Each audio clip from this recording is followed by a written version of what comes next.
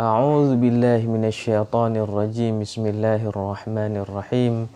Sallallahu ala sayyidina Muhammad wa ala alihi wa sahbihi wa sallam. Allahumma 'allimna ma yanfa'una wanfa'na bima 'allamtana wa zidna 'ilman. Allahumma faqihna fid din wa 'allimna at-ta'wil waftah 'alaina futuhal 'arifina bika ya rabbal alamin. Pada kesempatan ini kita akan menyampaikan beberapa tantangan sebenarnya yang dihadapi oleh para penuntut ilmu. Tidak hanya ilmu tajwid, semua ilmu yang kita pelajari ketika kita menuntut ilmu tersebut pasti ada tantangan yang kita hadapi. Karena pada saat ini kita sedang membahas tentang ilmu tajwid atau bagaimana kebagusan kita membaca Al-Quran.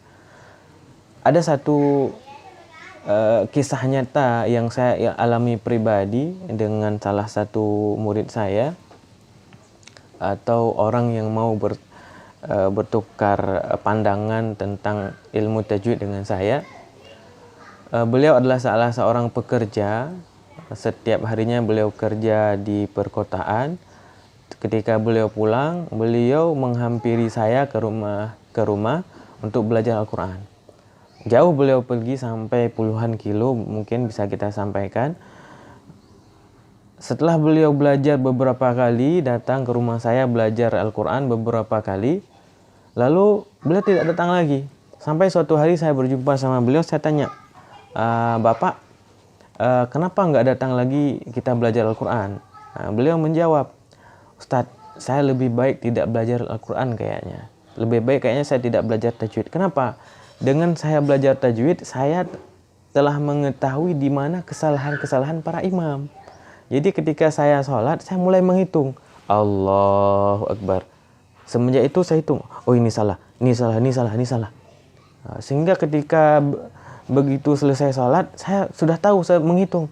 Bahkan hampir saya hampiri, saya tanya, ini salah-salahnya. Ini juga tantangan bagi kita di dalam belajar ilmu tajwid. Artinya apa? Kita belajar ilmu tajwid, yang pertama kita niatkan untuk bermanfaat bagi kita pribadi, bukan untuk mengukur kesalahan orang lain, terutama di dalam sholat, sehingga menjadikan kita tidak khusyuk dalam beribadah kepada Allah.